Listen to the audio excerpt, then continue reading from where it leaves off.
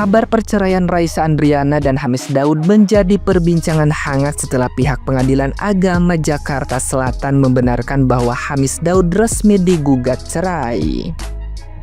Beberapa hari kemudian, Raisa akhirnya buka suara melalui surat terbuka di akun Instagram pribadinya. Dalam unggahan yang menampilkan dirinya bersama Hamis Daud, Raisa menjelaskan bahwa keputusan berpisah bukanlah hal yang diambil secara impulsif, melainkan melalui pertimbangan panjang. Ia menegaskan bahwa meski hubungan mereka kini telah berubah, keduanya tetap berkomitmen menjaga keharmonisan demi putri mereka Zalina Raini Waili. Bagi Raisa, menjadi orang tua bukanlah peran yang berakhir karena perceraian, melainkan tanggung jawab seumur hidup yang tetap harus dijalankan dengan penuh kasih. Raisa juga mengimbau publik agar tidak mencampuri urusan pribadinya demi menjaga ketenangan batin putrinya. Ia berharap ruang privasinya dihormati agar Zalina tetap merasa aman.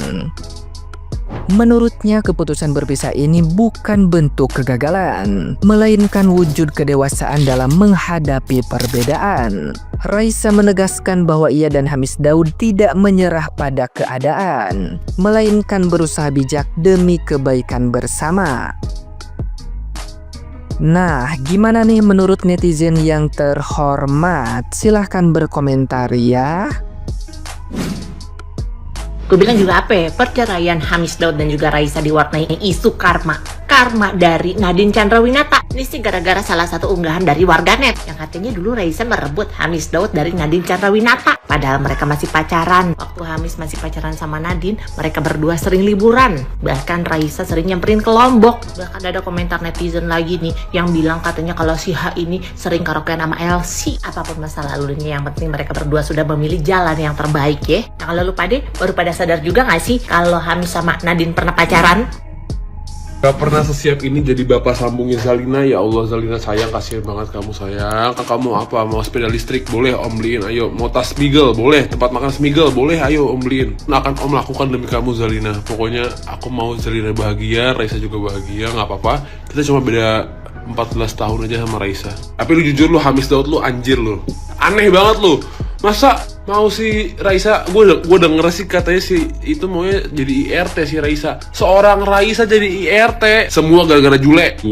No, Adehun kasihan, ngurusin 3 anak, lu mah enak. Beberapa bulan terakhir ini kalau buka sosmed isinya adalah perceraian lagi dan lagi. Diawali yang paling bikin gempar adalah yang pertama ada Tasya Farasya. Terus opa-opa Korea Daehon yang katanya suami green flag juga diselingkuhin. Lalu sekarang Raisa. Masih belum tahu penyebab pastinya terkait dengan perceraian Raisa ini apa. Jadi masih ya dikulik-kulik terlebih dahulu lah. Cuman gonjang-ganjing pernikahan Raisa sama Hamis ini kan sebenarnya dari tahun lalu udah ada desas-desusnya kan terkait dengan problemnya sang suami alias Hamis Daud ini. Tapi mungkin karena memang ya seorang Raisa tidak pernah mengumbar kehidupan pribadinya, jadi sebenarnya kita pun sebagai netizen atau masyarakat Indonesia yang nggak tahu pasti penyebab permasalahan perceraian dari pasangan tersebut. Tahu apa yang bisa diambil dari beberapa informasi perceraian public figure yang ada di Indonesia yang terjadi tahun 2025 ini apa? Secantik-cantiknya istri kamu, terus se-green flagnya suami atau seorang lelaki, tidak menutup kemungkinan pasangan itu akan selalu setia sampai mati. Karena apa? Yang namanya pernikahan itu adalah sebuah komitmen, say. Mempertahankan komitmenmu atau janji kamu kepada pasangan kamu di mata Tuhan. Karena kalau lu udah siap nikah, berarti lu udah siap nih bagaimana caranya menanggung permasalahan-permasalahan dalam rumah tangga lu nanti. Masalah yang sering banget dialami dari setiap pasangan perceraian adalah pertama ekonomi, ya kan? Terus yang kedua biasanya adalah masalah ranjang alias kepuasan di ranjang di suami istri.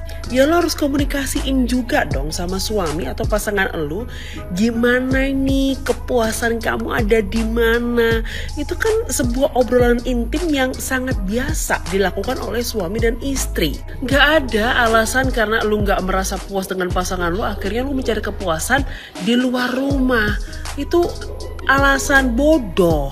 Terus selanjutnya adalah alasan yang sangat-sangat dibuat-buat adalah gak cinta lagi. Tiba-tiba perasaan itu hilang setelah menikah. Pret, kalau lu jenuh sama pasangan lu, ya lu juga harus mikir gimana caranya mengatasi kejenuhan itu bersama pasangan lu. Nabung ya, nabung duit untuk apa? Untuk pergi berdua, honeymoon berdua, mengingat-ingat masa waktu pacaran, atau mengingat hangat-hangatnya waktu awal-awal nikah dahulu.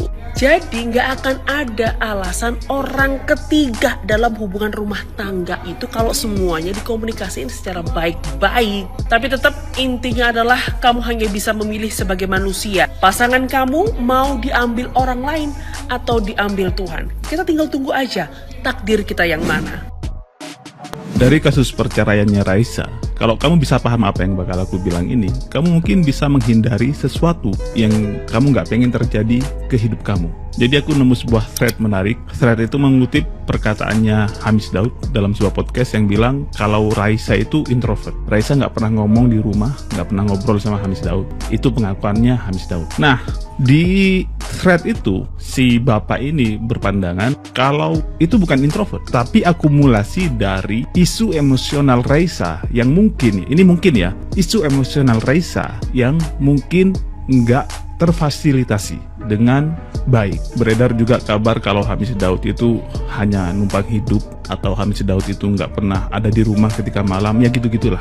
Kita nggak ngomongin soal prahara rumah tangganya gimana. Aku mau ngomongin bahwa nafkah emosional itu sangat penting sekali dalam hubungan.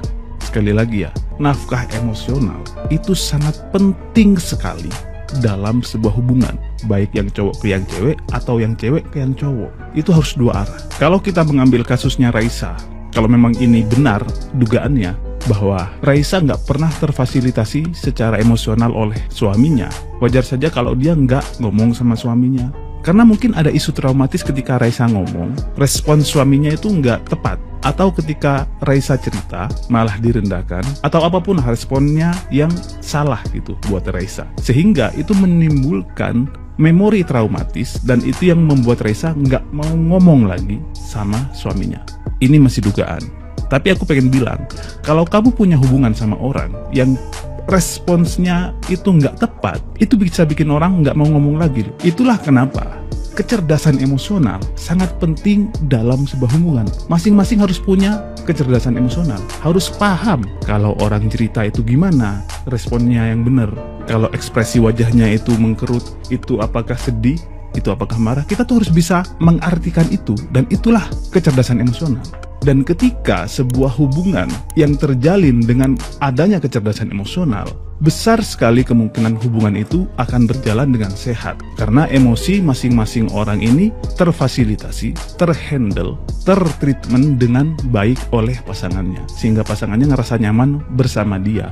Ngomong apapun dia bisa bebas, bisa lega, cerita apapun bisa los aja gitu. Nggak pernah ada rasa takut bakal dijudge, gak pernah ada rasa takut bakal dihakimi. Itu karena orang ini percaya bahwa pasangannya punya kecerdasan emosional untuk memahami emosinya.